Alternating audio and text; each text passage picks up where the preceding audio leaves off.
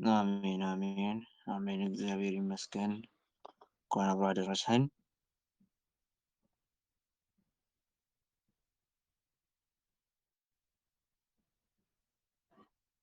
አሜን አሜን አሜን። እግዚአብሔር ይመስገን። እንኳን ደህና መጣችሁ። እሺ፣ መርሃ ግብራችን የተቃና ይሆን ዘንድ መንፈስ ቅዱስ ይቆጣጠርልን ዘንድ በጸሎት እንጀምራለን። አሜን አሜን። እግዚአብሔር ይመስገን። እስከዛ ድረስ እናንተም ሊንክ ሼር አድርጉ ለጓደኞቻችሁ።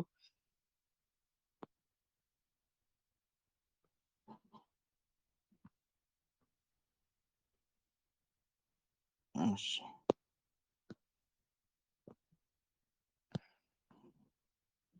ሕሊናችንን እንሰብስብ። ኪርያላይሶን ኪርያላይሶን ኪርያላይሶን።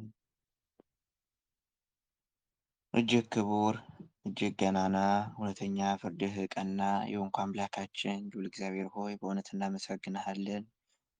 እየቀደምክልን ስላስከተልከን፣ እየረታልን ጉልበት ስለሆንከን፣ እየጣልክልን ስላሰለፍከን፣ በስምህ ሰብስበህ ቃልህን እንድንማማር ስለሰበሰብከን፣ በመካከላችን ተገኝተ ቃልህን ታስተምረን ዘንድ የሚጠቅመንን ሕይወት የሚሆነንን ቃልህን ትመግበን ዘንድ እንለምንሃለን። እንዲሁም በመካከላችን ተገኝተ ማህበራችን ትቆጣጠርልን ዘንድ ለወንድማችን ተናጋሪ አንደበትን ለእኛም ሰሚ ጆሮና አስተዋይ ልቦናን ታድለን ዘንድ እንዲህ እያልን ክቡርና ገናናው ስምህን እንጠራለን። አባታችን ሆይ በሰማያት የምትኖር፣ ስምህ ይቀደስ፣ መንግስትህ ትምጣ፣ ፈቃድህ በሰማይ እንደሆነች እንዲሁም በምድር ትሁን። የዕለት እንጀራችንን ስጠን ዛሬ፣ በደላችንን ሁሉ ይቅር በለን እኛም የበደሉንን ይቅር እንደምንል። አቤቱ ወደ ፈተና አታግባን ከክፉ ሁሉ አድነን እንጂ መንግስት ያንተ ናትና፣ ኃይል፣ ክብር፣ ምስጋና ለዘላለሙ አሜን። እመቤታችን ቅድስት ድንግል ማርያም ሆይ በመልአኩ በቅዱስ ገብርኤል ሰላምታ ሰላም እንልሻለን። በሐሳብሽ ድንግል ነሽ፣ በስጋሽም ድንግል ነሽ። አሸናፊ ሁሉ እግዚአብሔር እናት ሆይ ሰላምታ ላንቺ ይገባሻል። ከሴቶች ሁሉ ተለይተሽ አንቺ የተባረክሽ ነሽ፣ የማኅፀንሽም ፍሬ ኢየሱስ ክርስቶስ የተባረከ ነው። ጸጋን የተመላሽ ቅድስት ሆይ ደስ ይበልሽ፣ ጸጋን የተመላሽ ንጽሕት ሆይ ደስ ይበልሽ፣ ጸጋን የተመላሽ ድንግል ወላዲተ አምላክ ሆይ ደስ ይበልሽ፣ ሁሉ እግዚአብሔር ከአንቺ ጋር ነውና ከተወደደው ልጅሽ ከጌታችን ከመድኃኒታችን ከኢየሱስ ክርስቶስ ዘንድ ይቅርታና ምሕረትን ለምኝልን ኃጢአታችንንም ሁሉ ያስተሰርይልን ዘንድ ለዘላለሙ አሜን። ክብር ምስጋና ይሁን አንድ አምላክ ለሆነው ለአብ ለወልድ ለመንፈስ ቅዱስ ዛሬም ዘወትርም ለዘላለሙ አሜን አሜን አሜን አሜን። በእውነት የሚደረግልን ጸሎት ልመናችን ይቀበለን፣ ማህበራችን ይቆጣጠርልን፣ ለወንድማችን ተናጋሪ አንደበትን ያድልልን፣ ለእኛም ሰሚ ጆሮን አስተዋይ ልቦናን ይስጠን። አሜን አሜን። እንኳን በደህና መጣችሁ ብያለሁ። በድጋሚ ሊንክ ሼር አድርጉ ለጓደኞቻችሁ። ወንድማችን ፍጹም እንኳን ደህና መጣ። እንኳን ደህና ቆዩኝ። እንኳን አደረሳችሁ። ዛሬ በስንክሳር 3 በዓላት በዓመታዊ ክብረ በዓል ተከብረው ወይንም ታስበው ይውላሉ። ከነዚህ ሁለቱን ልጥቀስ። የመጀመሪያው ነፍሳት ነው። ይህም ከአዳም ጀምሮ ለ5500 ዘመን ሙሉ ጽድቅም የሰሩት ወይንም ደግሞ ኃጢአት የሰሩ ሁሉ ወደ ሲኦል ነው የሚጋዙት። ምክንያቱም ሁሉም ኃጢአተኛ ስለሆነ በደልን የፈጸመ ስለነበረና ዛሬ ነው በስንክሳር በቅድስት ቤተክርስቲያን ዛሬ ነው ነፍሳት ወደ እግዚአብሔር ወይንም ኢየሱስ ክርስቶስ ለነፍሳት በሲኦል ላሉት ደግሞ ጴጥሮስም እንዳለው ሰበከላቸው እንዳለ ከሰበከላቸው በኋላ ወደ ገነት የወሰዳቸው ወይንም ያወጣቸው በዛሬ ነው ታስቦ የሚውለው። ሌላው ደግሞ ቅድስት ቤተክርስቲያን ራሷ እንደ አንድ በዓል ታስቦ ይውላልና ይሄንን ልበላችሁ ብዬ ነው። ልጆችሽ ሁሉ ከእግዚአብሔር የተማሩ ይሆናሉ፣ የልጆችሽም ሰላም ብዙ ይሆናል ተብሎ እንደተጻፈ ዛሬም ከሰው ሳይሆን ከእግዚአብሔር ልንማር አንድ ላይ ተሰብስበን እየጠበቅን ነው። ጌታ ሆይ አንተ በቸርነትህ በምህረትህ አስተምረን። ዛሬ እስቲ ስለ ኢየሱስ ክርስቶስ ሕማም ስናስብ በሕማማት ላይ አንደኛ የምንሰግደው ከእንደገና የሱን ሕማም ስናስብ ክርስቶስ ዓርብ ዕለት ከተቀበለው መከራ የሆነች ስሜቱ እንዲገባን ነው። ለምሳሌ ሰግዶ ማያውቅ ሰው ቢሰግድ አሁን ለምሳሌ እኚህን ሕማማት ላይ ሰውነቱ በጣም እንትን ይለዋል፣ ያመዋል፣ እንትን ይላል፣ ስትራፖ ይዘዋል ወይንም ይሄ እንደተደበደበ ሰው አይነት ነው ሰውነቱ የሚቆስልበት። እና ያ የሆነው ምንድነው? ያ የክርስቶስን ሕማም ቢያንስ በሆነች በጨረፍታ ወይንም በብልሽታ እንኳን እኛም ያንን ነገር መካፈል ስላለብን መሆን አለበት። እና ያ ነው። ግን ዮሲ እንትኑን ወይ ፊልሙን እልክልሃለሁ ዘ ፓሽን ኦፍ ዘ ክራይስትን ማየት አለብን። በዚህ ሳምንት ይህን ፊልም በደንብ ማየት አለብን። ምክንያቱም የኢየሱስ ክርስቶስ ፊልምን እናያለን ብዙ ጊዜ፣ ግን በደንብ የኢየሱስ ክርስቶስ የዓርብ ዕለቱን ስቃይ በደንብ የሚያሳይ ፊልም ከተባለ ዘ ፓሽን ኦፍ ዘ ክራይስት የሚለው ፊልም ነው። እና ይሄንንም ያው እዚህ ያሉ ልጆችም ደግሞ እንዲያዩት ሼር ታደርጋቸዋለህ። እኔ ቅድም ወደ እናንተ ፎርዋርድ ላደረገው ነበር፣ ግን እንትኑ አልተቀበለኝም። ቴሌግራሙ ፔጁ ሊያስገባልኝ አልቻለም። ወይ ወደ አንተ ልክልና አንተ ለነሱ እንትን ትላቸዋለህ፣ ታቀብላቸዋለህ። እሱ ፊልም በደንብ ማየት አለብን። በደንብ የክርስቶስን ስቃይ ሕማም በደንብ የሚያሳይ ነው። እና አንደኛ ብዙ ነገሩ ቤተክርስቲያን ከማስተምረው ግብረ ሕማማት ከሚባለው ከትልቅ መጽሐፍ ውስጥ ከአራቱም ወንጌላውያን ስለ ኢየሱስ ክርስቶስ ዓርብ ዕለት ስለተቀበለው ስቃይ ከሚያወራው የተወጣጣ አንድ ላይ ጭምጭምቅ ሐሳብ የሆነ ፊልም ነው። እና በደንብም ሕማሙን ይገልጻል። ለዛ ያንን ነገር ማየት አለብን። ግን መጽሐፍ ቅዱስ ላይ ግን ከአራቱ ወንጌላት ውጪ ኢሳይያስ ግን በትንቢት ይሄንን በደንብ ገልጾታል። ምዕራፍ 53 በጣም ደስ የሚል ቃል ነው። ስለ ኢየሱስ ክርስቶስ ያ ዓርብ ዕለት ስላለው ስቃይ በደንብ ነው የገለጸው ኢሳይያስ። ያው ትንቢተ ኢሳይያስ ደረቅ አዲስ ኪዳን ይባላል፣ ወይንም ደግሞ በብሉይ ኪዳን ውስጥ ያለ አዲስ ኪዳን ነው የሚባለው። ያን ያህል ስለ ኢየሱስ ክርስቶስ በግልጽና በብዛት ከሚያወሩ የብሉይ ኪዳን መጽሐፍቶች በአንደኛነት የሚቀመጠው ኢሳይያስ ትንቢት ነው። እና ምዕራፍ 53 የሰማነውን ነገር ማን አምኗል ብሎ ነው የሚጀምረው። ምክንያቱም ምዕራፍ 6 ላይ ያ ሰማይ ተከፍቶ አይቶት በዛ በትልቅ ግርማው በዛ በመለኮቱ ቅዱስ ቅዱስ ያለለትን ከእንደገና ያ በራእይ በትንቢት ዓርብ ዕለት እንደዛ ሲገረፍ ሲሰቃይ እንዴት ይታመናል የሚለው አሁን። ምክንያቱም እዛ በግርማው አይቶታል። ምዕራፍ 6 ላይ በግርማው አይቶታል። እና 53 ላይ ሲመጣ እንዴት ያንን ያ በመለኮቱ በግርማው ያየውን እንዴት እንደዛ ተገረፈ፣ እንዴት እንደዛ ሆነ ብዬ እንትን እላለሁ ብሎ በጣም የሰማነውን ነገር ማን አምናለሁ፣ በቃ ይሄ የሚታመን ነገር አይደለም ብሎ የሚጀምረው ራሱ በጥያቄ ምልክት። እና የእግዚአብሔርስ ክብር ለማን ተገልጧል ብሎ ሁለት ጥያቄ ነው የሚያነሳው። አንደኛ የእግዚአብሔር ክብር ለማን ተገለጠ፣ ማን ነው የሚያምነው አለ። ከፊቱ እንደ ቡቃያ በደረቅ መሬትም አድጓል፣ መልክና ውበት የለውም፣ ባየነውም ጊዜ እንወደው ዘንድ ደምግባት የለውም። የተናቀ ከሰውም የተጠላ የሕማምም ሰው ደዌንም የሚያውቅ ሰው ፊቱን እንደሚሰውርበት የተናቀ ነው፣ እኛም አላከበርነው። በእውነት ደዌያችንን ተቀበለ ሕማማችንን ተሸክሟልና፣ እኛ ግን እንደተመታ በእግዚአብሔርም እንደተቀሰፈ እንደተቸገረም ቆጠርነው። እርሱ ግን ስለ መተላለፋችን ቆሰለ፣ ስለ በደላችንም ደቀቀ። የድህነታችንም ተግሣጽ በእርሱ ላይ ነበረ፣ በእርሱ ቁስል እኛ ተፈወስን። እኛ ሁላችን እንደ በጎች ተቅበዝብዘን ጠፋን፣ ከእኛ እያንዳንዱ እንደ ገዛ መንገዱ አዘነበለ። እግዚአብሔር የሁላችንም በደል በእርሱ ላይ አኖረ። ተጨነቀም ተሰቃየም፣ አፉንም አልከፈተም። ለመታረድ እንደሚነዳ ጠቦት በሸላቾቹ ፊት ዝም እንደሚል በግ እንዲሁ አፉን አልከፈተም። በማስጨነቅና በፍርድ ተወሰደ።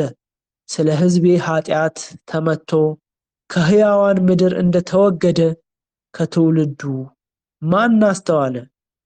ከክፎችም ጋር መቃብሩን አደረጉ፣ ከባለጠጎችም ጋር በሞቱ ሆኖ ግፍንም አላደረገም ነበር፣ በአፉም ተንኮል አልተገኘበትም ነበር። እግዚአብሔርም በደዌ ያደቀው ዘንድ ፈቀደ። ነፍሱንም ስለ ኃጢአት መስዋዕት ካደረገ በኋላ ዘሩንም ያያል፣ ዕድሜውም ይከናወናል። ከነፍሱም ድካም ብርሃን ያያል፣ ደስም ይለዋል። ጻድቅም ባሪያዬን በእውቀቱ ብዙዎችንም ያጸድቃል፣ ኃጢአታቸውንም ይሸከማል። ስለዚህም እርሱ ብዙዎችንም ይወርሳል፣ ከኃያላንም ጋር ምርኮን ይካፈላል። ነፍሱን ለሞት አሳልፎ ሰጥቷልና ከአመፀኞችም ጋር ተቆጥሯልና። እርሱ ግን የብዙዎችን ሰዎች ኃጢአት ተሸከመ፣ ስለ አመፀኞችም ማለደ ብሎ ይሄ ዓርብ ዕለት ሲገረፍ እስኪሰቀል ያለውን ያ የክርስቶስን መከራ ነው። በቃ ምን ያህል ይሄ ፊልሙን እዩት ያልኳችሁ በቃ ምን ያህል የደም ላብ ነው የሚያልበው ሰዎች። ምክንያቱም በጣም ፊቱ በጣም የደማ እንትን ያለ የተደበደበ ሰው ማንም ፍጥጥ ብሎ አያየው፣ ወይንም ደግሞ በቃ ሰው ቢያየው እንኳን ድንገት ፊቱን ዞር ነው የሚያደርግበት። ምክንያቱም በጣም ያሳቅቃል እንዲህ አይነት ነገር እና ልክ እንደዛ ኢሳያስም በቃ ሰው ፊቱን አይቶት የወደው ዘንድ እንኳን ደም ግባት የለውም ያለው ያንን ነው። እና እኛም ደግሞ እንደተቀሰፈ በእግዚአብሔርም እንደተቀሰፈ ቆጠር ነው፣ እርሱ ግን ስለመተላለፋችን ነው እያለ ያንን ነገር ይናገራል። እና ፊልሙን ደግሞ የበልጥ ስታነቡት አልኩኝ ስታዩት በደንብ ይሄ የኢሳያስ ትንቢት እንዴት እንደገለጸው በደንብ ትረዳላችሁ ማለት ነው። የዛሬው ትምህርታችን እግዚአብሔር የሚያስተምረን በያዕቆብ ነው። የያዕቆብ መልእክት በጣም በጣም በጣም በጣም ለክርስቲያኖች ትንሽም ይከብዳቸዋል። እንደውም ይከብዳቸዋል ስላችሁ በደንብ የተግሳጽና እንድንኖር ባለፈው ዕለት ያነሳሁት አለ አይደል? ይሄ እንደ ልጆች መኖር ያለብንን ሳወራ አንዳንዶች እንደውም የምትኖሩትን ነው ወይንስ እንዴት ነው ምናምን ብለው የሚጠየቁ አሉ። ትክክል ናቸው መጠየቃቸው። የምንናፍቀውን ነው የነገርኳችሁ ባለፈውም። እና ክርስትናም ደግሞ ልክ እንደዛ ነው። እስክንሄድ ድረስ እየታገልን ምክንያቱም የርስቱን ወራሾች እንደ ርስቱ ወራሾች ታጋይና ይሄ የምትተጉ ሁኑ እንጂ ዝም ብሎ እንደሚቀር ወይንም ደግሞ ዝም ብሎ ለጊዜው እንደሚሆን ዳተኞች እንዳትሆኑ ስላለ ጴጥሮስም ዳተኝነት የምናሳይበት ህይወት አይደለም። እና በደንብ በክርስትናችን እንድንተጋ ከሚያደርጉ የመጽሐፍ ቅዱስ ክፍሎች ውስጥ ያዕቆብ መልእክት ነው አንዱ የሚወሰደው። እና እንደውም ስለ ማርቲን ሉተር ይሄ የፕሮቴስታንት መስራቹ ማርቲን አይወደውም ይባላል። ምክንያቱም ይሄ ከእምነትና ከጸጋ ብቻ አስተምሮ ጋር ስለሚጋጭበት ይሄንን የያዕቆብ መልእክትን አይወደውም። እንደውም ከመጽሐፍ ቅዱሱ ከ66ቱ ሊያወጣው ይፈልግ ነበርም ተብሏል። እንግዲህ እና ዛሬ ግን የምንማረው የያዕቆብ መልእክት ነው። የያዕቆብ መልእክት የማቴዎስ ወንጌል ምዕራፍ 5 ከቁጥር እስከ 7 ያለው የአንቀጸ ብፁዓን ወይንም ደግሞ የተራራው ስብከት ተብሎ የሚታወቀው የኢየሱስ ክርስቶስ ስለ ብፁዕነት ያስተማረበት አንድ አይነት ሐሳብ ወይንም ደግሞ አንድ አይነት መልእክት ያላቸው ናቸው ተብሎ ይታመናል። ይሄ የያዕቆብ መልእክት ያዕቆብ በመባል የሚጠሩት ሁለት ሐዋርያት ናቸው። ከ12ቱ ሐዋርያት ውስጥ አንደኛው ያው የዘብዴዎስ ልጅ የዮሐንስ ወንድም ነው። ይህም ታላቁ ያዕቆብ ይባላል። ሁለተኛው ደግሞ ዛሬ መልእክቱን የምንማርበት የእልፊዮስ ልጅ ያዕቆብ ነው። የመጀመሪያው የዮሐንስ ወንድም ያዕቆብ ከሶስቱ አማድ ሐዋርያት ውስጥ የሚጠቀስ ነው። እነዚህም ሶስቱ ጴጥሮስ፣ ዮሐንስ እና ያዕቆብ ናቸው። እነዚህም በደብረ ታቦር በተለያዩ ቦታ ላይ ኢየሱስ ክርስቶስ የሚስጥር ሐዋርያት ተብለው የሚጠቀሱት ናቸው። ግን ያዕቆብ ይሄ የዘብዴዎስ ልጅ ወይንም የዮሐንስ ወንድም ወይንም ታላቁ ያዕቆብ ሄሮድስ ነው በሰይፍ አስመትቶ ያስገደለው። እሱም ወዲያው ነው። የሐዋርያት ስራ ላይ ስታነቡ አልቆየም። በያዕቆብ መሞት ምክንያትም እና እስጢፋኖስ መገደል ምክንያት ነው አይደለ ክርስቲያኖች ከኢየሩሳሌም ሊበተኑ ወይንም ደግሞ ታላቅ ስደት ሆነ ተብሎ በሐዋርያት ሥራት ላይም እንደተጻፈው በእነሱ ምክንያት ነው የሆነው።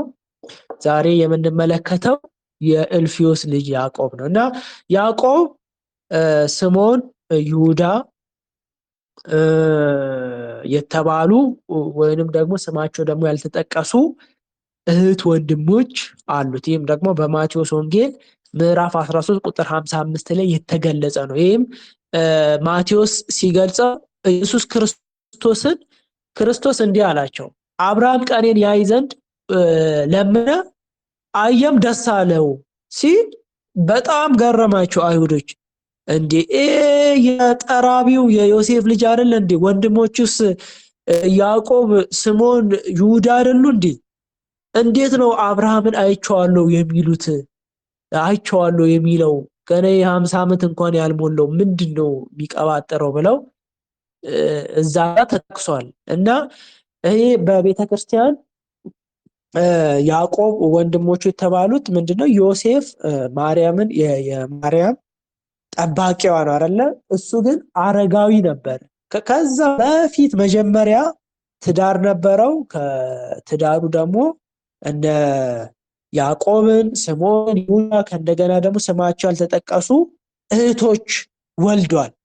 ለዛ ሚስቱ ትሞታለች። ሚስቱ ከሞተች በኋላ ደግሞ እንግዲህ በእግዚአብሔር ፍቃድና በመንፈስ ቅዱስ ደግሞ ምርጫነት ማርያምን ደግሞ ሊጠብቃት ይገባ ነበር፣ በእጮኝነት ስም ማለት ነው። ምክንያቱም ይህ የሚሆንበት ምክንያት ደግሞ ኢየሱስ ክርስቶስ ከመንፈስ ቅዱስ በጸነሰች ጊዜ በአይሁድ ስርዓት ደግሞ አንድ ሴት ያለ እጮኛ ወይንም ደግሞ ያለ ባል ጸንሳ ከተገኘች በድንጋይ ተወግራ ትሞታለች። ለዛ ያ እንዳይሆን እንዲጠብቃት ነው። ለዛ ከመጀመሪያ ትዳሩ የወለዳቸው ልጆች ናቸው። ለዛ ነው ይሁዳ የኢየሱስ ክርስቶስ ወንድም ተብሎ የሚጠቀሰው። ይህም ደግሞ በአይሁድ ልማድ ነው። የአጎት ልጆች እንደዚህ ወንድማማቾች ተብለው ነው የሚጠቀሱት። ኦሪት ዘፍጥረት ላይ ለምሳሌ አብርሃም እና ሎጥ ወንድማማቾች ተብለው ነው የተገለጹት። ግን ወንድማማቾች አይደሉም፣ የአጎት ልጆች ናቸው። ልክ እንደዛው ይሄም ያዕቆብም እንደዛው ነው። ይሄ ያዕቆብ ደግሞ ከእንደገና የሱ ወንድም ሐዋርያት ውስጥ አለ ይሁዳ ተብሎ ቀጥሎ የምናነበው ወይንም የምናጠናው የይሁዳ መልእክት ላይ የጌታ ወንድም ብሎ ነው ራሱን የለየው። ምክንያቱም የአስቆሮጦሱ ይሁዳ ስላለ አሳልፎ የሰጠው ያይደለ ብሎ ነው የሚገልጸው ራሱን። እና ሁለተኛ ሌላም ሐዋርያ እንዳለ እንድታውቁ ነው። ያዕቆብ በኢየሩሳሌም ያለችው ቤተክርስቲያን መሪና በሰማዕትነት እስካለፈበት እስከ 62 ዓመተ ምህረት እስኪሞት ድረስ የኢየሩሳሌም አገልጋይ ዋና አዛዧ ወይንም ደግሞ እንደ ፓትርያርክ ሆኖ ያገለግል የነበረ ነው። ያዕቆብ ታዲያ መልእክቱን ለማን ጻፈ ካልን ለተበተኑት እዛው ሲጀምር ስለሚገልጽ ለተበተኑት ለ12 ወገኖች ወይንም ዲያስፖራ ተብለው ለሚጠሩት ነው የጻፈው መልእክቱን። ግን እንደዛ ቢሆንም ግን ለሁሉም ክርስቲያን ይጠቅማል። ምክንያቱም ለ12 ወገኖች ስለሆነ ለይቶ ለእንትና እንዲህ አይነት ምክር ምናምን አላለ። ለተበተኑት ስላለ በዓለም ዙሪያ ላሉት ሁሉ ክርስቲያኖች ከሚሆኑ መልእክታቶች ውስጥ በግንባር ቀደም ውስጥ የምናነሳው ያዕቆብ መልእክት ነው ማለት ነው። የተጻፈበት ዘመን መች ነው ካልን በሰማዕትነት ከመሞቱ በ50 ዓመተ ምህረት ወይንም ደግሞ ከዛ በፊት ከ12 ዓመት በፊት ቀደም ብሎ እንደሆነ ይገመታል። ሌላው ደግሞ ከአዲስ ኪዳን መጽሐፍት ራሱ የመጀመሪያው ያዕቆብ መልእክት ሊሆን ይችላል ተብሎ ይገመታል። ካልሆነ ሁለተኛ ነው የሚሆነው። ወይንም ደግሞ የሐዋርያው ቅዱስ ጳውሎስ ይሄ የገላትያ መልእክት ይቀድመዋል ተብሎ ነው የሚታሰበው። ካልሆነ ግን ከገላትያ መልእክት ቀጥሎ ወይንም ደግሞ ከገላትያ መልእክት በፊት የያዕቆብ መልእክት ነው ከአዲስ ኪዳን ከ27ቱም ቀድማ የተጻፈች ተብላ በሊቃውንት ትገመታለች ማለት ነው። በለምን ምክንያት ጻፈው ታዲያ ይህንን ለ12ቱ ለተበተኑት ወገኖች ካልን ያዕቆብ ለሶስት ዋና ዋና ምክንያቶችን ነው የጻፈው። የመጀመሪያው መከራን በትዕግስት እንዲቀበሉ ለመምከር ነው። ይህ መከራን እየተማረሩ እየተነጫነጩ ወይንም ደግሞ እያሉ እያለቀሱ እየነፈረቁ ሳይሆን በትዕግስት እንዲቀበሉ፣ ያም ደግሞ ኢዮብን ምሳሌ እያደረገ እንደዚህ እያደረገ ያነሳላቸዋል። እና አንደኛ መከራን፣ ምክንያቱም የመጀመሪያ ክርስቲያኖች በተገኙበት መገደል፣ መገረፍ፣ የተለያየ በደል ነው። በቃ ንብረታቸው ይወሰዳል፣ የተለያየ ነገር ነው የሚደረግባቸው እና ያ የሚመጣውን መከራ በትዕግስት እንዲቀበሉ ለመምከር ነው። ሁለተኛው ደግሞ እምነት ያለ ስራ የሞተ እንደሆነ ወይንም ደግሞ ከንቱ እንደሆነ ለመግለጽ ነው። በቃ አምኛለሁ ብለው ወደ ሌላ ነገር ከገቡ ወይንም ደግሞ ያወቁትን ዕውቀት እነሱ ደግሞ መኖር ካልጀመሩ ከንቱ መሆኑን፣ ምክንያቱም ከሰይጣን ጋር ነው አወዳድሮ የሚገልጸው። ለምሳሌ ማንም ክርስቶስ ሲባል አይንቀጠቀጥም አይደል ከኛ ውስጥ፣ ወይንም ደግሞ በቃ የት ልግባ ምናምን ብሎ ጭንቅ ጥምብ አይለንም። ሰይጣን ግን ክርስቶስ ሲባል ይንቀጠቀጣል። ያን ያህል ስሙን ያምንበታል፣ ወይንም ደግሞ እምነቱ በቃ እስኪንቀጠቀጥ ድረስ ነው። እኛ አሁን ከሰይጣን የምንለየው ወይንም ደግሞ ከሰይጣን ልንበልጥና ልንሻል የምንችለው በመስራታችን ብቻ ነው። ካመንማ ሰይጣንም ያምናል። እንዴ እግዚአብሔር እኮ ፈጣሪ እንደሆነ ያምናል። እንደውም የሐዋርያት ሥራ ላይ እኮ ትዝ የሚላችሁ ከሆነ ጳውሎስ እነዚህ የሰፈር ሰዎች አዩና ጳውሎስ ሰይጣን ሲያወጣ እነሱ መሄዱ ገቡ። እዛን ሰይጣኑን ምን ማለት ጀመሩ? ጳውሎስ በሚሰብከው በኢየሱስ ስም ውጣ አሉት። ከዛ ሰይጣን ምንድነው ያላቸው? ክርስቶስን አምነዋለሁ ጳውሎስንም አውቀዋለሁ እናንተ ግን ማን ናችሁ ብሎ ቅጥቅጥ ነው ያደረጋቸው። ቅጥቅጥ አርጓቸው ነው ያስወጣቸውና ሰይጣንም ያውቃል ያምናልም ማለት ነው። ይሄን ያለው ከኛ እንደውም በእምነት የሚበልጥም ይመስለኛል ሰይጣን። አሁን ሰይጣን ታዲያ ከኛ በምንድን ነው የሚያንሰው ካል አያደርገውም፣ አይሰራውም ነው። አሁን ፍቅርን ወይንም ደግሞ እምነቱን በስራ አይገልጠውም ማለት ነው። እና አንድ ክርስቲያንም እምነታችንን በስራ ካልገለጥን ይህ የሰይጣን የአጋንንት እምነት ነው በአጭሩ ማለት፣ ወይንም ደግሞ የሞተ ነው፣ ምንም ትርጉም የለውም። በቃ አንድ ሰው አምኛለሁ እኮ ጥሩ ነው እምነት ብሎ ግን እምነቱን በስራ ካልገለጠ የሞተ ነው። ይሄንን ለማስረዳት ነው ሁለተኛ ምክንያቱ።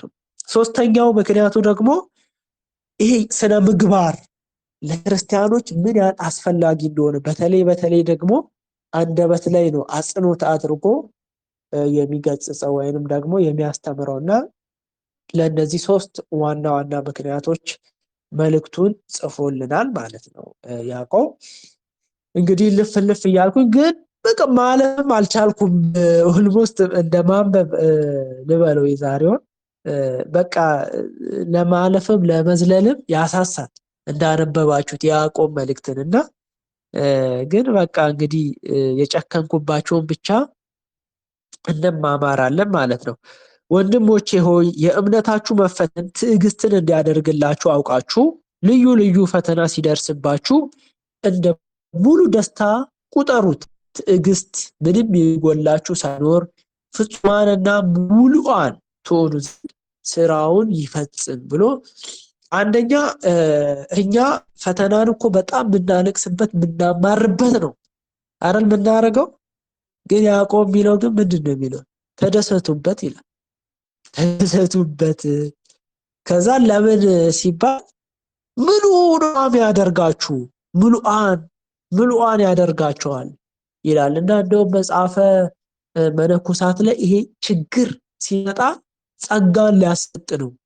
ይሄ አንድ ሰው ብዙ ችግሮችን ወይንም ደግሞ ብዙ ፈተናዎችን ሲያልፍ ብዙ ጸጋና ብዙ በረከት ያገኛል ይላሉና ያዕቆብም የሚለው በቃ እንደ ሙሉ ደስታ ተቀበሉት።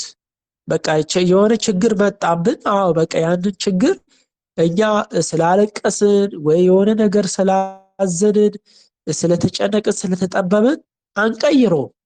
በቃ እንደ ሙሉ ደስታ ተቀብለን ማለፍ አለብን ማለት ነው። እና ቃሉን የሚለውን ያው ሊከብደን ይችላል፣ ግን በቃ በጸሎት ደግሞ እግዚአብሔር ይህንን አንተ የምትለውን ቃል እንድኖረውና በትክክል ደግሞ እንድቀበለው እርዳኝ እያልን ደግሞ በጸሎት ምክንያቱም ወደ ጸጋው ዙፋን እንድትደርሱ በእምነት ደግሞ ቅረቡ ስለተባለ አንዱ በእምነት ደግሞ የምንቀርብበት መንገድ ጸሎት ነው እና ይህንን ነገር እንደ ቃሉ እንድንኖር ደግሞ እግዚአብሔር እንዲረዳን መጸለይ አለብን ማለት ነው። እና ፈተናን ደስታ የምናገኝበት መሆን አለበት ማለት ነው።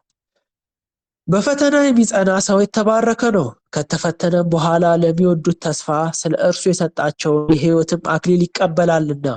ማንም ሲፈተን በእግዚአብሔር እፈተናለሁ አይበል፣ እግዚአብሔር በክፉ አይፈትንምና እርሱ ራሱ ማንንም አይፈትንም ብሎ አሁን በፈተና ስለ መጽናት ይነግርና ፈተና ሲመጣ ግን ይሄ እግዚአብሔር እኔን እየፈተነ ነው፣ እግዚአብሔር እንዲህ ሊያደርገኝ ይሆንን እያልን መጠየቅ የለብንም። ወይንም ደግሞ እግዚአብሔር ወደ ፈተና ማንንም አያስገባም ነው የሚለው። እና ታዲያ በምን ምክንያት ነው ወደ ፈተና ምገባው ብሎ የሚጠይቅ ጠያቂ ካለ፣ ነገር ግን እያንዳንዱ ይላል ያዕቆብ በራሱ ምኞት ሲሳብና ሲታለል ይፈተናል። አያችሁ፣ ምኞት የሆነ ምኞት ይኖረዋል ወይ ይሳባል። በቃ በዛ ምክንያት ነው ወደ ፈተና ውስጥ የሚገባው እንጂ እግዚአብሔር ያንን ወጥመድ ወይንም ያንን ፈተና አያመጣበትም በህይወቱ ነው የሚለው። እያንዳንዱ በራሱ ምኞት ሲታምና ሲታለል ይፈተናል። ከዚህም በኋላ ምኞት ጸንሳ ኃጢአትን ትወልዳለች፣ ኃጢአት ካደገች በኋላ ሞትን ትወልዳለች ብሎ ይህ የፈተና እንትኖቹን ደረጃዎቹን ያስቀመጠልን ያዕቆብ። የሆነ ደረጃ ውስጥ እኮ ለምሳሌ እግዚአብሔር ለምን እዚህ ትዳር ውስጥ አስገባኸኝ እንዲህ ተሰቃየው ምናምን ሚል ሰው ሊኖር ይችላል። ለምሳሌ ወደዛ ትዳር የገባው ያ ሰው ራሱ ፈልጎ እንትን ብሎ ይሆናል። ይሄኔ ጸልዮም ሊሆን ይችላል። ይህን ሰውዬ ካልሰጠኸኝ ከዚች ጋር ካላጋባኸኝ ጌታ ወይ ብሎ ይሄኔ በቃ ስለት ምናምን ይሄኔ ተስሎ ነው የገባው እዛ ትዳር ውስጥ። ግን ከዛ ሊፈተን ይችላል እዛ ትዳር ውስጥ። ከዛ እግዚአብሔር በቃ የፈተነኝ ነው ሊል ይችላል። ግን አይደለም፣ በቃ በምኞት ሲሳብ ሲታለል ነው የሚለው።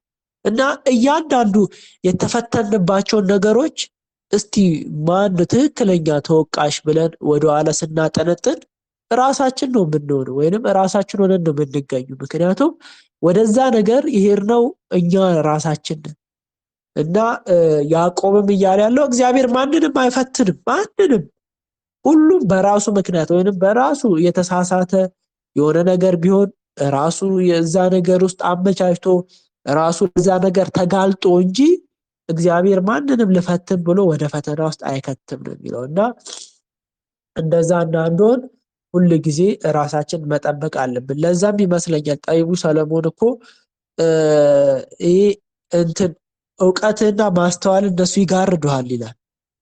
እና ይሄ እንዲህ አይነት ነገር እንዳይገጥመን ሁል ጊዜ ይሄ ማስተዋል የሚባለውን ነገር መጠቀም አለብን ማለት ነው።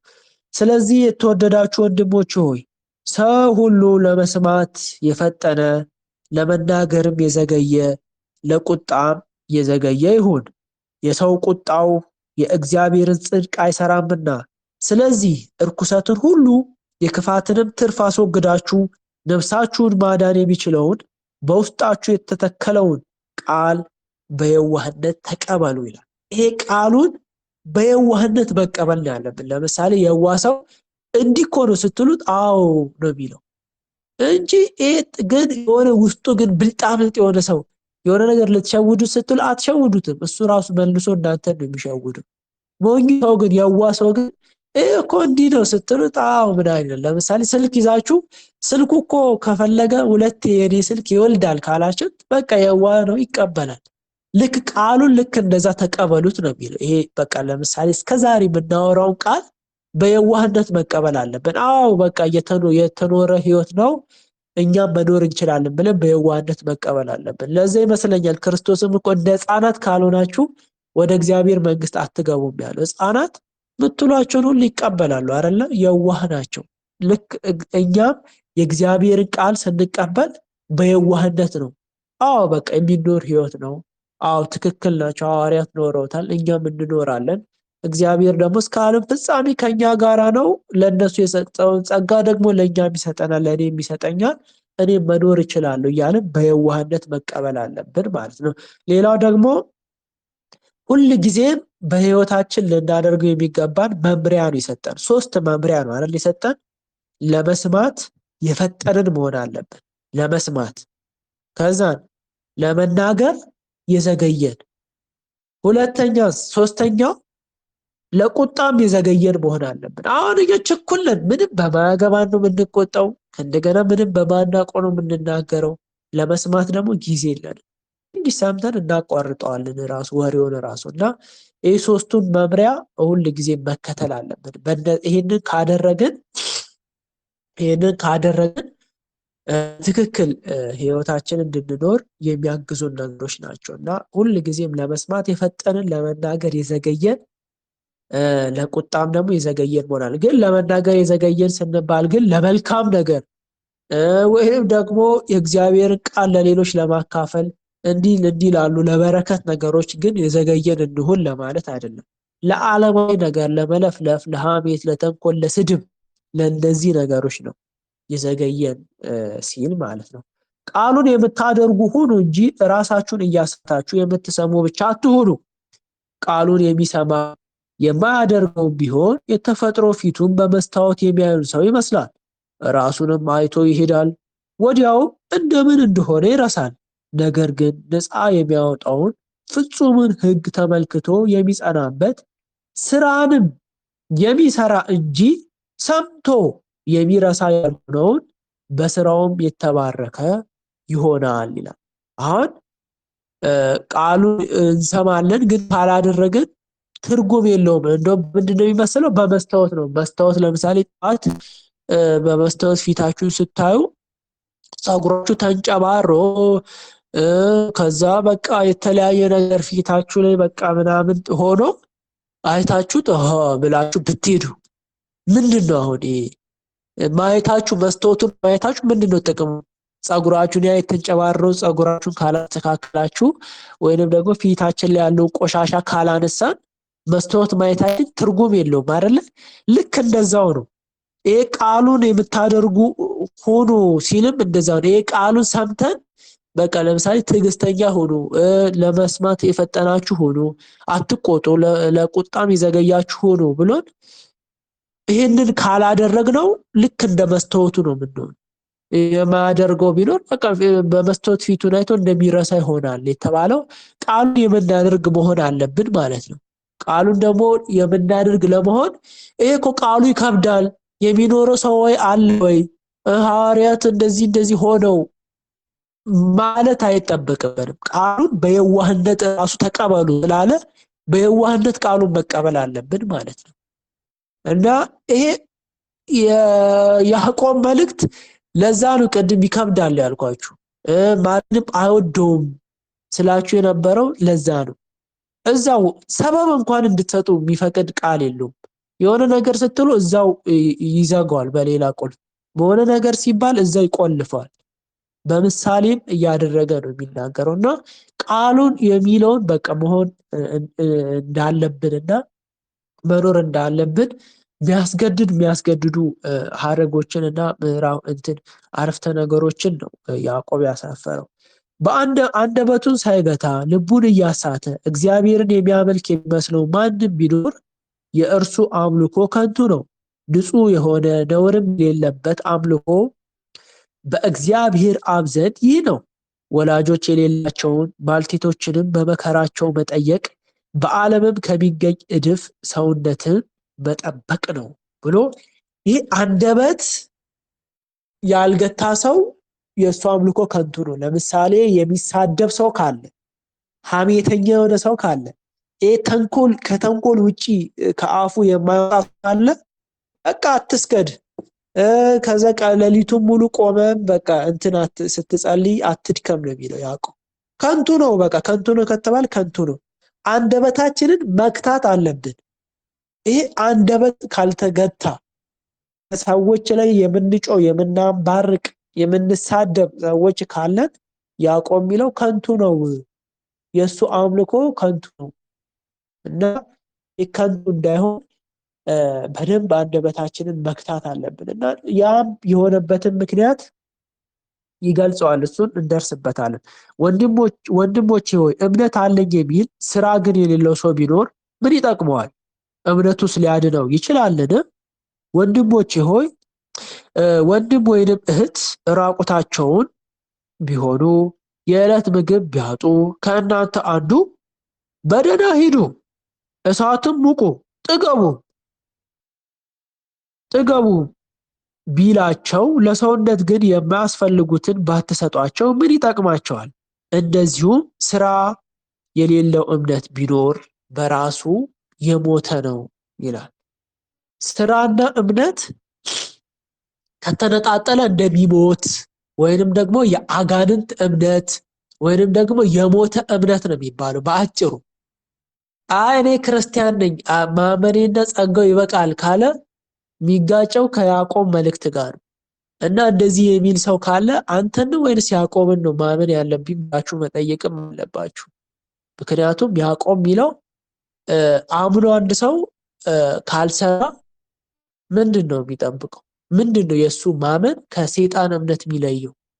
ከእንደገና ደግሞ ምሳሌ እኮ ሰጠ። አንድ ሰው ለምሳሌ ራበኝ ብሎ ወደ እናንተ መጣ።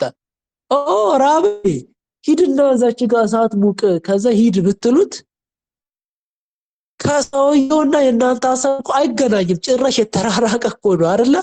ምን ይጠቅመዋል አለ እኮ ለሰውየው። ሰውየው ራበው እንጂ በረደኝ እኮ አላለም። ከፈለክ አብላውና አልብሰላከው ነው እንጂ ማይገናኝ ነገር ልክ እንደዛ እንዴት ታደርጋላችሁ ብሎ የሚጠይቀው አይደል? ከእንደገና እኮ መጨረሻ ላይ ከምንጠየቃቸው 6 ጥያቄዎች አንዱ ስራዎች ናቸው። ተርቤ አብልታችሁኛል ወይ? ተጠምቼ አጠጥቻችሁኛል ወይ? ታርዤ አልብሳችሁኛል ወይ? ታስሬ ጠይቃችሁኛል ወይ? እንግዳ ሆኜ መጥቼ አሳድራችሁኛል ወይ? እንደዚህ እኮ ነው የሚጠይቀው ክርስቶስ። ይሄ ስራ ናቸው። በስራ አይደለም ምናምን ሚል ሰው ሲመጣ ይሄ የያዕቆብ መልእክትን ነው የምትሰጡት። ምንም መከራከር መጨቃጨቅ ወይንም አዋቂ እኮ ምናምን መሆንም እኮ አይጠበቅብንም። ይሄ ቃል በቃ በግልጽ የሚናገር ስለሆነ ማለት ነው እና እንደዛ ነው። ይሄ እየሰራን ነው እምነታችንን የምናሳየው የምንገልጠው ማለት ነው። ነገር ግን አንድ ሰው አንተ እምነት አለ እኔም ስራ አለኝ፣ እምነትን ከስራዬ ለይተህ አሳየኝ እኔም እምነቴን በስራዬ አሳይሃለሁ ይላል። እግዚአብሔር አንድ እንደሆነ ታምናለህ፣ መልካምም ታደርጋለህ። አጋንንትም ደግሞ ያምናሉ ይንቀጠቀጡማል። አንተ ሰው እምነት ከስራ ተለይቶ የሞተ እንደሆነ ታውቅ ትወዳለህን ይላል። ያው ስለ አጋንንትም ይላል። አጋንንትም ያምናሉ ይንቀጠቀጡማል ይላል። ከኛ በላይ አምነው ነው የሚንቀጠቀጡት። እንደውም እኛ እንደነሱ አላመንም ወይንም እንደነሱ እስክንቀጠቀጥ ድረስ እኮ አላመንም።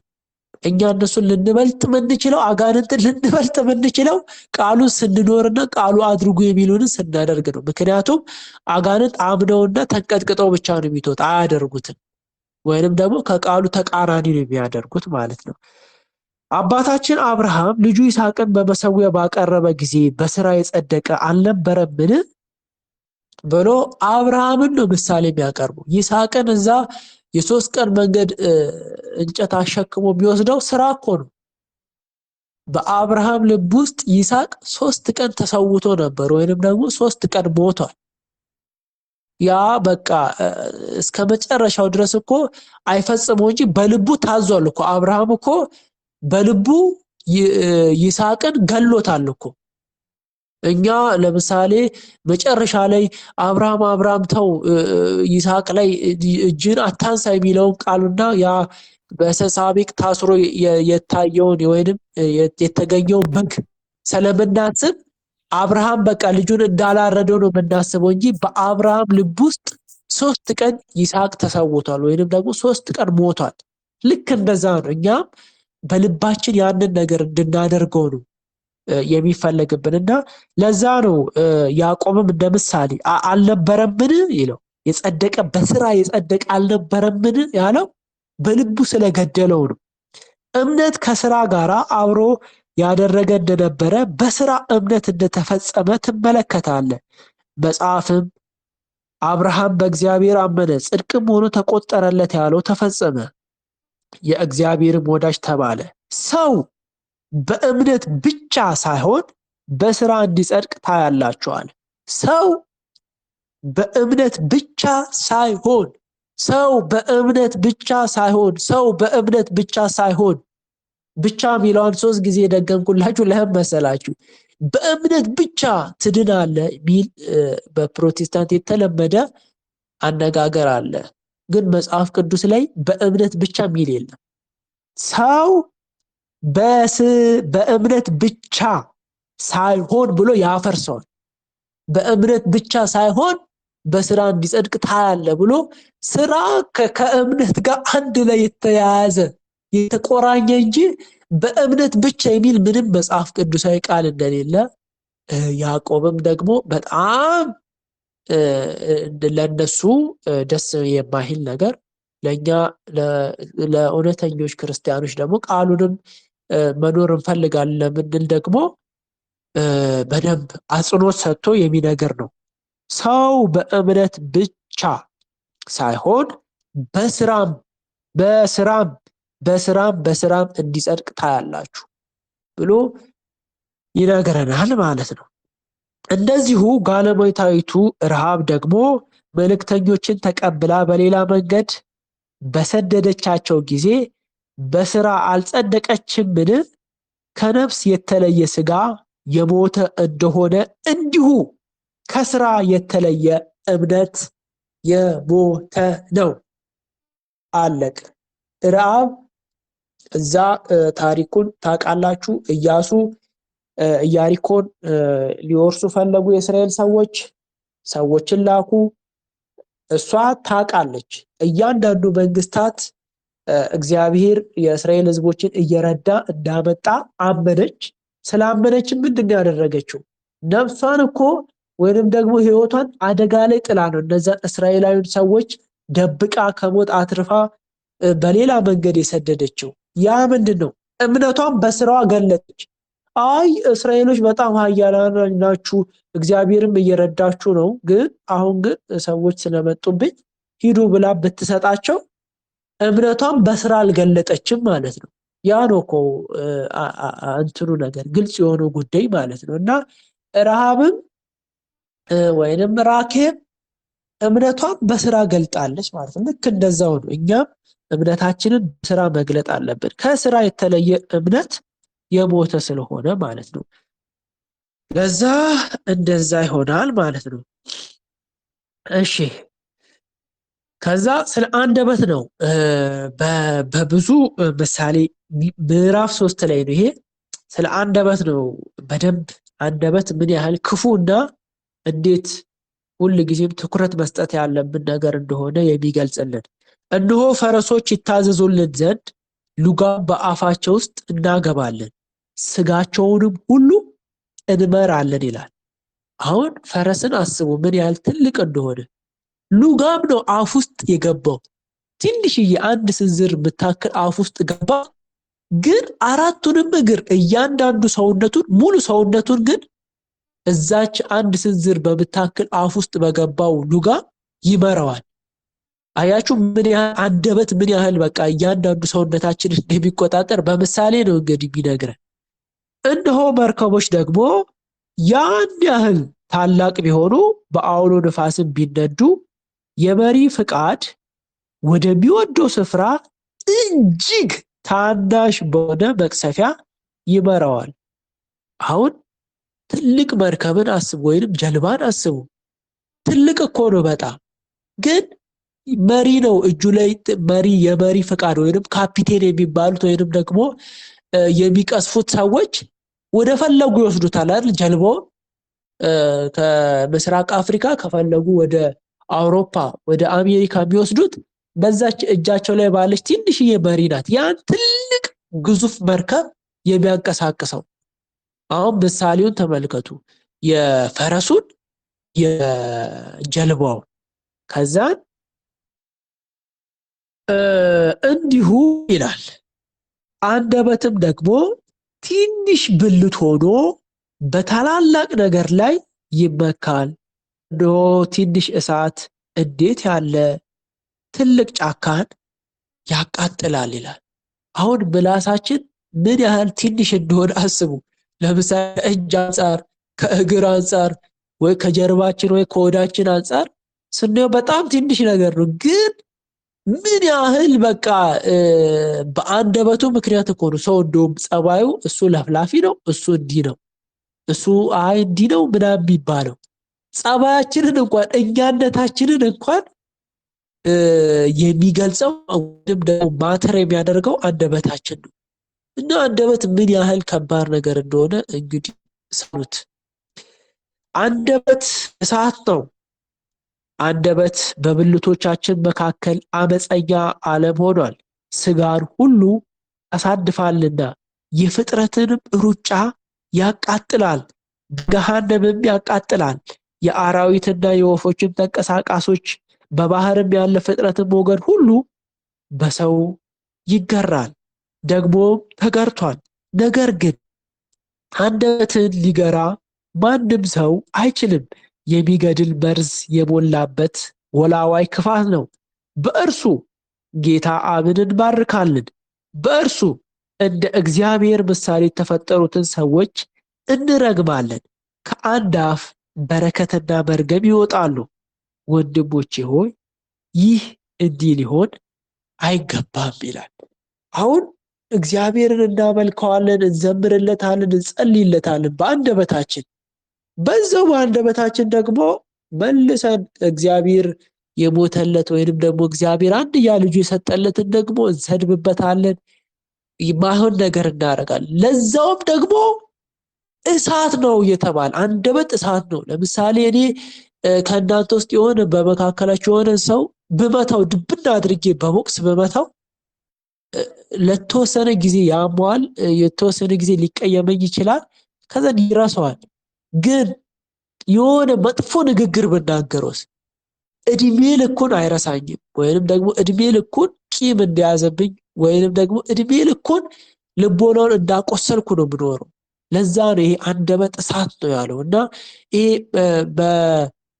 በሰውነታችን ያለ አመፀኛ ዓለም ሆኗል ያለው ለዛ ነው። እና አንደበታችንን መክታት ካልቻልን፣ ይሄ አንደበታችንን በጣም መቆጣጠር ካልቻልን በጣም አደገኛ ነገር ልክ እንደ እሳት። ምክንያቱም ትንሽዬ እሳት ሙሉ ጫካን እንደምታቃጥል አንደበቱን ደግሞ የማይቆጣጠር ሰው በአንደበቱ ምክንያት ሲኦል እንደሚገባ ታውቃላችሁ። ምክንያቱም ኢየሱስ ክርስቶስ ወንድሙን ደንቆሮ የሚል የገሃነም ፍርድ እሳት ይገባዋል ያሉ።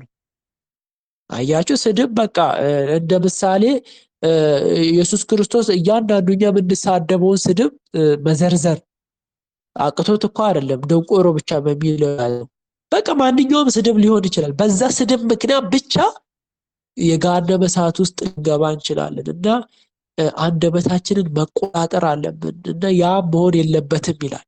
አንደኛ በተለይ በእኛ በክርስቲያኖች ደግሞ ያ መሆን የለበትም። ምክንያቱም ጌታን እየባረክን፣ ለጌታ እየዘመርን፣ ለጌታ እየጸለይን ከእንደገና ደግሞ በሌላ አቅጣጫ ደግሞ ዞረን ከተራገብን ከተሳደብንበት አይሆንም። ለምን ሲባል ከአንድ ምንጭ የሚጣፍጥና የሚመር ውሃ ያመነጫልን ይላል። አንድ ምንጭ ጫውጫው የሚልና ከእንደገና ደግሞ የሚጣፍጥ ስኳር ስኳር የሚል ምንጭ እንዴት ይሆናል? አይሆንም እንደዛ አይደለ? ከዛ ወንድሞች በለስ ወይንስ ወይራ በለስን ልታፈራ ትችላለችን? ከጨው ውሃ ጣፋጭ ውሃ አይወጣም። ከእናንተ ጥበበኛና አስተዋይ ማን ነው? በመልካም አነዋወሩ ስራውን በጥበብ በየዋህነት ያሳይ ብሎ በቃ ከእናንተ ማን ነው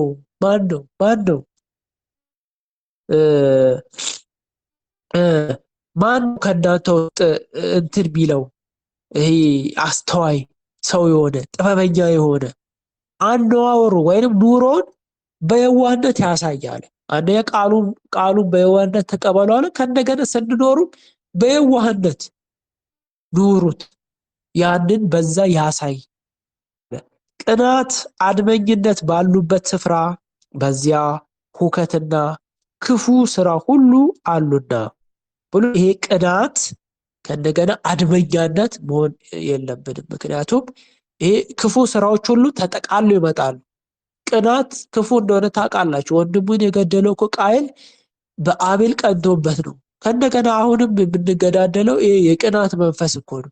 እና ይህ ቅናት ክፉ ነገር እንደሆነ፣ አድመኝነት ይሄ ክፉ እንደሆነ፣ ለምሳሌ አድማ እናድርግ እናድር ምናምን ብለን እንደ ቀላል የምንወስዳቸው ነገሮች የኃጢአት ግን ስሩና ግንዱ ሌሎቹን ጠቅልለው የሚያመጡ መሆናቸውን መገንዘብ አለብን እና ከእንግዲህ ጥንቃቄ ማድረግ አለብን ማለት። ቅናትና አድመኝነት ባሉበት በዚያ ስፍራ ሁከትና ክፉ ስራ ሁሉ ነው የሚለው። ሁሉ አሉ፣ ሌሎቹ ይመጣሉ፣ ተከታትለው ነው የሚመጡት። ለዛ ቅናትን ጨምቀን ገለን ከህይወታችን ማውጣት አለብን። አድመኝነትንም እንደዛው። ያለበለዚያ ግን እነዛ ሁከትና ክፉ ስራዎች ሁሉ ወደኛ ይመጣል። ከዛ እኛ እንዴት ነው መኖር ያለብን? በላይኛይቱ ጥበብ። የላይኛይቱ ጥበብ ምንድን ናት? በመጀመሪያ ንጽሕት ናት፣ ኋላ ታራቂ ናት፣ ከዛስ ገር ናት፣ ከዛስ እሺ ባይ ናት፣ ጥርጥር ግብዝነት የሌለባት ናት፣ ጽድቅን ፍሬ የሰላምንም የሚያደርጉ ሰዎች ሰላምን የምትዘራ ወይንም የሚዘራ ነው። እና ሁሌም ክርስቲያን በላይኛይቱ ጥበብ ነው መኖር ያለበት፣ ወይንም እንድንኖር እግዚአብሔር የሚፈልገው በላይኛይቱ ጥበብ ናት። ንጹህ መሆን አለባት። ንጹህ ስትሆን ታራቂ ናት። ንጽህናዋ እኮ ምክንያቱም አቤቱ ይቅር በለን እኛም ደግሞ የበደሉንን ይቅር እንደምንል አይደል ምንለው? እሱ ይቅር እንዲለን እኛ መጀመሪያ ይቅር ማለት አለብን። ለዛ ታራቂ ናት ማለት ነው። የላይኛይቱ ጥበብ ትታረቃለች። ከዛ ገር መሆን አለባት። ገራገር ሰው እንዲህ ስትሉት እሺ ይላል። ቃሉንም በገርነት በየዋህነት ተቀበሉ ስለተባልን ገራገር መሆን አለብን። ከዛስ እንዲህ አድርጉ ስትባሉ እሺ ማለት አለብን። እሺ ካላልን ግን የተለያየ ምክንያትና የተለያየ ነገር የምናነሳ ከሆነ አይሆንም ማለት ነው። ከዛ ምሕረትና በጎ ፍሬ የሞላብን ጥርጥር፣ ግብዝነት የሌለብን መሆን አለብን እና ይሄንን ካደረግን ምንም ነገር በቃ የሚጎለን አይሆንም። በቃ አሁን ጥርጥር፣ ግብዝነት ከሌለብን እንዴት ድንቅ ክርስቲያን እንደምንኖር አስቡት እስቲ። በስመ አብ! ይሄንን በእውነት ይሄንን እንደሆነ ለጨረፍታ እንኳን ሆነን እግዚአብሔር ቢወስደን ምንም እንደማይቆጨን ተስፋ አደርጋለሁ። ምክንያቱም የላይኛይቱ ጥበብ ናት እቺ ገርነት እሺ ብለን ከእንደገና ታራቂ ሆነን ከእንደገና ጥርጥር የሌለብን ግብዝነት የሌለብን ብንሆን አስቡት ምን ያህል እንደምንሆን እና ይህንን ደግሞ እንድንሆን የእግዚአብሔር ጸጋው እንዲረዳን ሁሌ መትጋት አለብን እና መጸለይም አለብን ማለት ነው። እግዚአብሔር ትዕቢተኞችን ይቃወማል፣ ለትሑታን ግን ጸጋን ይሰጣል። እንግዲህ ለእግዚአብሔር ተገዙ፣ ዲያብሎስን ግን ተቃወሙት፣ ከእናንተም ይሸሻል። ወደ እግዚአብሔር ቅረቡ፣ እናንተም ይቀርባል። በቃ አጭር የሆነ መልእክት፣ አጭር ትግበራ እኮ ነው። ዲያብሎስን ምን በሉት? ተቃወሙት። ስትቃወሙት ምን ይሆናል? ከእናንተ ይሸሻል። ወደ እግዚአብሔር ምን በሉ? ቅረቡ። እግዚአብሔር ምን ይሆናል? ወደ እናንተ ይቀርባል። ባለፈው በቃ ነግሬያቸዋለሁ። እኛ እንደምንሆነው ነው እግዚአብሔር ለእኛም የሚሆነው። ተንኮለኛ ከሆን ተንኮለኛ ነው እግዚአብሔርም የሚሆነው። ክፉ ስትሆን ክፉ ነው የሚሆነው። ቸር ከሆንስ ቸር ይሆናል። ቅን ከሆንስ ቅን ይሆናል። ንጹህ ከሆንስ ንጹህ ይሆናል። በቃ እኛ እንደምንሆነው ነው የሚሆነው። ባለፈውም እኮ ነግሬያቸዋለሁ። ዳዊት ከቸር ሰው ጋር ቸር ሆነ ትገኛለህ፣ ከንጹህ ጋር ንጹህ ሆነ ትገኛለህ፣ ከቅን ሰው ጋር ቅን ሆነ ትገኛለህ፣ ከጠማማ ጋር ጠማማ ሆነ ትገኛለህ ስላለ ያ መዝሙረ ዳዊት ላይ ይኸው ያዕቆብም እኮ የሚለው ይሄንን ነው። ራሱን ነው የሚደግመው። ምንድን ነው የሚለው? ለእግዚአብሔር ተገዙ ዲያብሎስንም ተቃውሙት ከእናንተ ይሸሻል አለና እግዚአብሔርን ቅረቡ ወደ እናንተም ይቀርባል አለ። ስንቀርበው ይቀርባል። በቃ ሌላ ምንም አዲስ ነገር የለም። ሌላ ከእግዚአብሔር ከኛ የሚፈልገው ነገር የለምና ይሄንን ማድረግ አለብን ማለት ነው። ወንድሞች ሆይ እርስ በርሳችሁ አትተማሙ።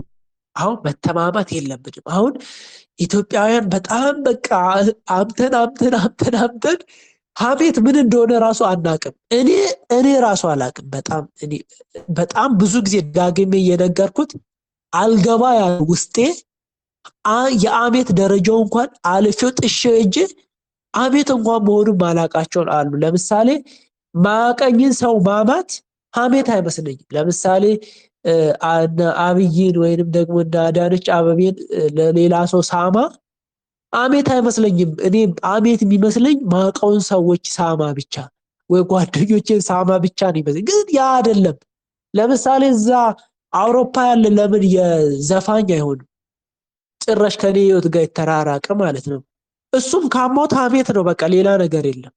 ማንንም ሰው የተባለ ፍጥረት ስሙን አንስተን እሱን ለማንኳሰስና የሱን ደካማ ጎን አንስተን ከሰዎች ጋር እስካወራን ድረስ ሀሜት ነው።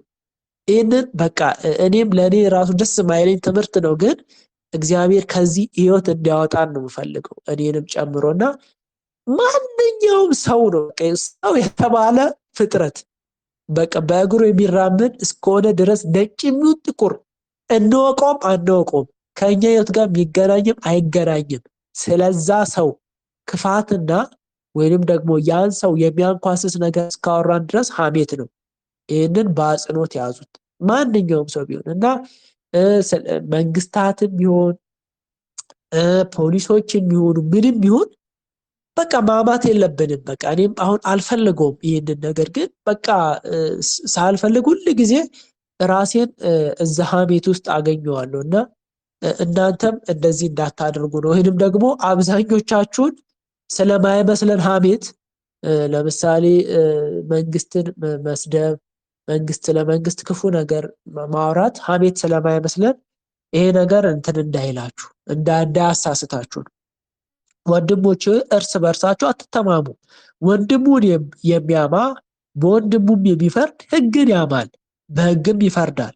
በሕግ ብትፈርድ ፈራጅ ነህ እንጂ ሕግ አድራጊ አይደለም። አሁን ለምሳሌ እኔ ብፈርድ ፈራጅ ነኝ እንጂ ሕግ አድራጊ አይደለም። ሕግን የሚያደርግ ሕግን የሚሰጥ የሚፈርድ አንድ ነው፣ እርሱም ሊያድን ሊያጠፋም የሚችል ነው። በሌላው ግን የምትፈርድ አንተ ማን ነህ ይላል። ለምሳሌ ሕግን የሚሰጠውም የሚፈርደው ማን ነው? ኢየሱስ ክርስቶስ ነው አይደለ? ሕግን የሰጠንም የፈረደን ሁላችንም ደግሞ በክርስቶስ የሕግ ዙፋን ፊት እንቀርባለን። ሁሉም እንደየስራው ሊፈረድበት አይደል? ያንን ነገር ተላልፈን ግን እኔ ብፈርድ አይ እነንትናማ እንዲሆኑ እነንትናማ እንደዚህ ሲኦል ነው የሚገቡት እንትና ሲኦል ያልገባማ ማይገባል ምናምን ብለን እኛ እኮ እንፈርዳለን አይደል? እንትና ሲኦል ካልገባማ እንደውም ሲኦል የለም ቢል የተለመደ አባባል አለ እና እንደውም ወይ ሲኦል ቢሞላ አንተ መቀርቀሪያ ነው የምትሆነው፣ በቃ ሲኦልማ መግባት የተረጋገጠ ነው ብለን እንፈርዳለን። እና አንተ በሌላው የምትፈርድ ማነህ ነው የሚለው ያዕቆብ። እና በሌላ መፍረድ የለብንም። እኛ ማነን?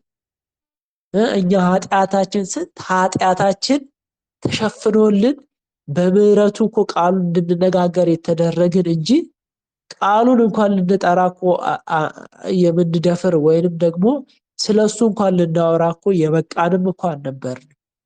ግን በምህረቱ ስለተሸፈነልን ሌሎች እንኳን በበደል ውስጥ ቢገኙ ወይንም ደግሞ በደለኛ ቢሆኑ ልንሸፍንላቸው እንጂ ልንፈርድባቸው አይገባም ማለት ነው። አሁንም ዛሬ ወይንም ነገ ወደዚያ ከተማ እንሄዳለን፣ በዚያም ዓመት እንኖራለን፣ እንነግድማለን፣ እናተርፍማለን የምትሉ እናንተ ተመልከቱ፣ ነገ የሚሆነውን አታውቁምና ሕይወታችሁ ምን እንደሆነ ጥቂትም ጊዜ ታይቶ እንደሚጠፋ እንፋሎት ናችሁና።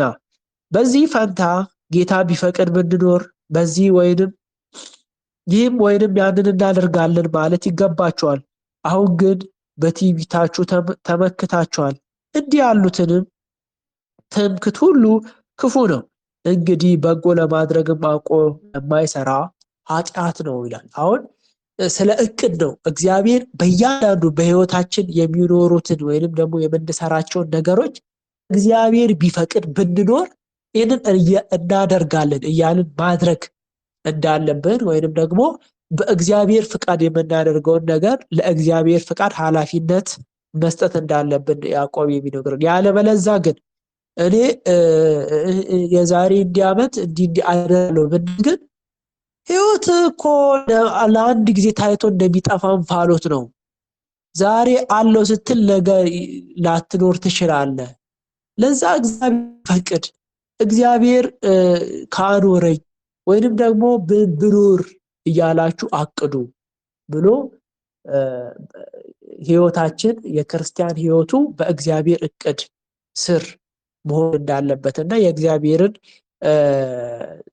ፍቃድ በሁሉም ነገር ላይ መጠየቅ እንዳለበት ነው የሚነግረን። ሌላው ደግሞ የሚያስጠነቅቀው መልካም ነገርን ማድረግ እያወቀ የማያደርገው ኃጢአት ይሆንበታል አለ። ለምሳሌ ስለ ሐሜት አንስተናል አለ። እሱን ክፋት እንደሆነ ተነግሮናል፣ ግን ካላደረግን ኃጢአት ይሆንብናል። ቃሉን በየዋህነት ተቀበሉ ተብለናል፣ ካልተቀበልንስ ኃጢአት ይሆንብናል። ያንን ነው መልካም ነገር ማድረግ ሲገባው የማይሰራበት ኃጢአት ይሆንበታል።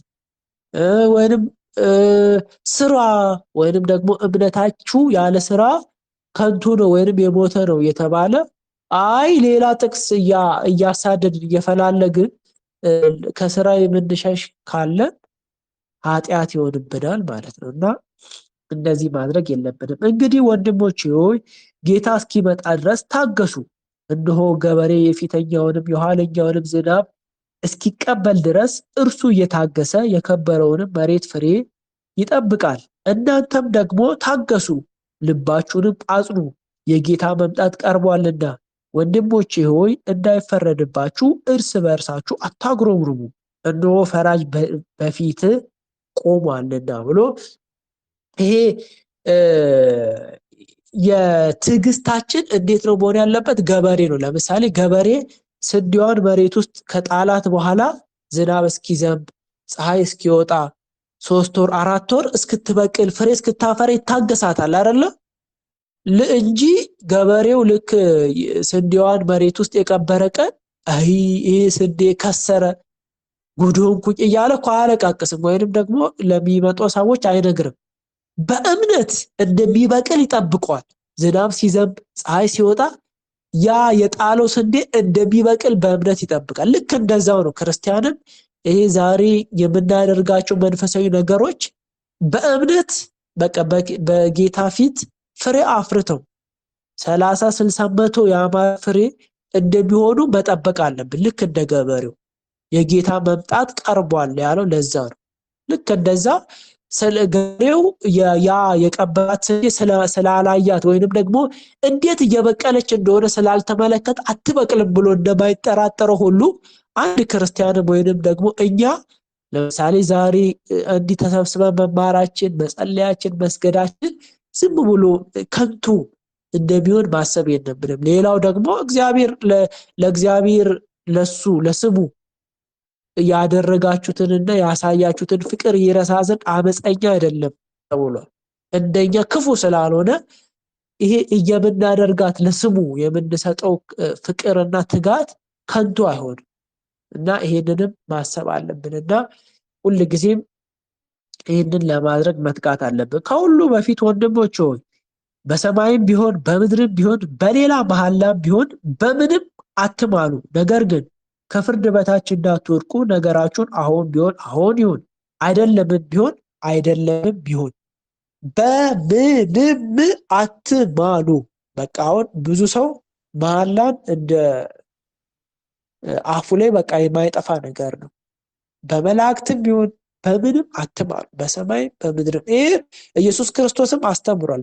በሰማይም ቢሆን የአባቴ ዙፋን ነው፣ በምድርም ቢሆን የአባቴ የእግሩ መረገጫ ነው ብሎ መሐላም መማል ክርስቶስም ያስተማረው ነው። ያዕቆብም ደግሞ በምንም አትማሉ። ግን ለምሳሌ አንድ ሰው ሰርቀሃል ብሎ ቢመጣባችሁ አይ አልሰረኩም ነው የምትሉት እንጂ ወደ መሐላ መግባት የለባችሁ። ወደ ፍርድ እንዳትወድቁ አይሆንም፣ አይደለም አሁን በሉ ነው የተባለው። ለዛ መሐላን ከአፋችን ማስወገድ አለብን ማለት ነው። እና መሐላን እንደ ሃይማኖታዊ ነገር የሚያየው አለ። እንትናን የመላእክትን ወይ የጻድቃንን እንደዚህ ደጋግሞ አፉ ላይ በቃ እንትንን እያለ የሚብል ሰው የምታውቁ ይመስለኛል። እና ያ ትክክል አይደለም። ያዕቆብ በምንም ነገር አትማሉ ስላለ መማል የለብንም ማለት ነው። ከእናንተ መከራን የሚቀበል ማንም ቢኖር እርሱ ይጸልያል። አንደኛ ጸጋን የሚያሰጥ ነገር ነው መከራ። ያ ከመጣበት ግን መጸለይ አለበት። መከራን የሚቀበል ሰው ካለ ይጸልያል። ደስ የሚለው ማንም ቢኖር እርሱ ይዘምር አለ። አሁን ይሄ ደስታችንን በዝማሬ ነው የምንገልጸው ማለት ነው። እና ደስ ሲላችሁ በቃ አታንጎራጉሩ፣ ወይንም ደግሞ ሌላ ነገር ሳይሆን መዘመር ነው ያለባችሁ። ደስ የሚል መዝሙሮችን ደስ የሚል እናንተ የምትፈልጉትን ወይንም የምታውቁትን መዝሙሮች መዘመር አለባችሁ ማለት ነው። እያንዳንዱ ስለሌላው ይጸልይ፣ የጻድቅ ሰው ጸሎት በስራዋ እጅግ ኃይል ታደርጋለችና ብሎ የጸሎትን ኃያልነትና ትርጉም ነው። እና አንዳችን ስለሌላችን ደግሞ መጸለይ አለብን ማለት ነው። በጸሎት መተሳሰብ አለብን ሁላችንም። እና ይሄ ያው እዚህ ደግሞ በደንብ ይሄ ነገር ስለሚደረግ ጥሩ ነው። እግዚአብሔር የሚወደው ነገር እያደረግን መሆኑን እንድታውቁ ማለት ነው። ኤልያስም እንደኛ ሰው ነበረ። ዝናብም እንዳይዘንብ አጥብቆ ጸለየ። በምድርም ላይ 3 ዓመት ከ6 ወር አልዘነበም። ሁለተኛ ጸለየ። ሁለቱንም ያደረገው በምንድን ነው? በጸሎት ነው። እንዳይዘንብም ያደረገው በጸሎት ነው። ሲዘንብም ደግሞ በጸሎት ነው። ሁለተኛም ጸለየ፣ ሰማዩም ዝናብን ሰጠ፣ ምድሪቱም ፍሬዋን አበቀለች ብሎ ጸሎት ምን ያህል ኃይል እንዳላት። አንደኛ የጻድቅ ሰው ጸሎት በስራዋ እጅግ ኃይል ታደርጋለች። ለዛ ነው እኮ እኛ እርስ በርሳችንም የምንጸለይ። ከእንደገና የጻድቃን የሰማዕታት ጸሎታቸው በረከታቸው ደግሞ በእኛ ላይ እንደሆንም እኮ ደጋግመን የምንፈልገው ወይንም ደግሞ የምንጸልየው ኃይል ስለሚያደርግ ነው። የጻድቅ ሰው ጸሎት በስራው ኃይል ታደርጋለች። ምክንያቱም ኤልያስም ልክ እንደኛ ሰው ነው አለ፣ ግን አጥብቆ ነው የሚጸልየው። እንደውም አባ ጊዮርጊስ ዘጋስጫ ምን ይላቸዋል መሰላችሁ? ሴጣን የሚጸልይን ሰው አይወድም። ከዛ በላይ ደግሞ በትጋትና ለረጅም ሰዓት አጥብቆ የሚጸልይ ሰው ደግሞ እጅግ አይወድም ይላል። እና እግዚአብሔርን በጣም ደስ የሚያሰኝ ሴጣንን ደግሞ በጣም የሚያስከፋ ወይንም ደግሞ ሴጣንን ከህይወታችሁ የሚያርቅ ነገር ከፈለጋችሁ ጸሎት ነው። እጅግ ኃይል ያለው ነገር ጸሎት ነው። እና ሁል ጊዜም በጸሎት መትጋት አለብን ማለት ነው። ወንድሞች ሆይ ከእናንተ ማንም ከእውነት ቢስት አንዱ ቢመልሰው ኃጢአተኛውን ከተሳሳተበት መንገድ የሚመልሰው ነፍሱን ከሞት እንዲያድን የኃጢአትንም ብዛት እንዲሸፍን ይወቅ ይላል። አሁን ከተሳሳተበት ማለት በዓለማዊ ነገር ወይንም ደግሞ በትርኪ ምርኪ በፈዛዛ ዓለም ጊዜውን የሚያጠፋ ሰው ምናምን ካለ እናንተ ግን ቀስ አድርጋችሁ እንደዚህ መንፈሳዊ ነገር በጸሎት ትምህርት በመማር ያ ጊዜውን እንዲያሳልፍ ብትመክሩት ወይንም ወደዛ ነገር ብታመጡት ኃጢአታችሁን ትሸፍናላችሁ። ወይንም ደግሞ በዛ ሰው እናንተ ወደ መልካም ነገር ስላመጣችሁት ራሳችሁን ከሞት ታድናላችሁ ማለት ነው። እና ይሄ እንዲህ መንፈሳዊ ነገር ማድረግ እንደ ቀላል ነገር እንዳትወስዱት። እና ሌላው ደግሞ እኔ እኮ አፍራለሁ፣ ለምሳሌ እንደዚህ ስለ መንፈሳዊ ነገር ሰዎችን ጸልዩ፣ ስገዱ፣ ቤተክርስቲያን ሂዱ ማለት አፍራለሁ የሚል ሰው ካለ እንዲህ የሚል ቃል አለ። በጣም አደገኛ ቃል ነው። ኢየሱስ ክርስቶስ ነው ይህንን ያለው በወንጌል ላይ። ማንም በቃሌ የሚያፍር ቢኖር ከመላእክት ጋር በመጣው ጊዜ በእርሱ ደግሞ እኔ አፍርበታለሁ ነው ያለው። ለምን? በእግዚአብሔር ቃል አፍሯል። እኮ የሚያሳፍር አይደለም አይደለ? ጳውሎስ እኮ ወንጌልን ለመስበክ አላፍርም ነው ያለው። እዛ በአደባባይ በተለያየ ቦታ በየምኩራቡ እየሄደ ወንጌልን ሲሰብክ እኮ ገንዘብ ስለሚያገኝ ወይ ምናምን እኮ አይደለም፣ የሚያሳፍር ስላልሆነ ነው። ከእንደገና የዘላለም ሕይወት የሚያሰጥ ደስ የሚል ከዚህም የሚበልጥ ነገር ስለሌለ እኮ ነው ይህን የሚያደርገው። እና እናንተም በሕይወታችሁ እንደዚህ እውነት እና ትክክለኛ መንገድ የሳተ ሰው ስታገኙ ማፈር የለባችሁ። ወደ ሕይወት ወደ ትክክለኛው መንገድ መግባት እንዳለበት መምከር አለባችሁ። ድንገት የሚያፍር ሰው ካለ ነው ይህንን የምለውና ጳውሎስም እንዳለ እኔ ወንጌልን ለመስበክ አላፍርም አለ። እንደገና ኢየሱስ ክርስቶስን በቃሌና በእኔ የሚያፍር ቢኖር እኔም ከመላእክት ጋር በመጣው ጊዜ በእርሱ አፍርበታለሁ ስላለ ይሄም የቁጣ ቃል እንዳይፈጸምብን ከእንደገና ደግሞ የሚያሳፍርም ስላልሆነ ከእውነት የሳቱ ሰዎችን ስታገኙ ወደ ትክክለኛ ወደ እውነት መንገድ እንዲገቡ ማገዝ አለብን ማለት ነው። እና ይህንን ማድረግ አለብን ማለት ነው። የያዕቆብ መልእክት እግዚአብሔር እንግዲህ እንዲያስተምሮናል። የያዕቆብ መልእክት ላይ ጥያቄ ያለው ሰው ያው ትንሽ ደቂቃ ነው ያለን፣ አንድ 10 ደቂቃ ስላለን በዛች ሰዓት ውስጥ መጠየቅ ትችላል።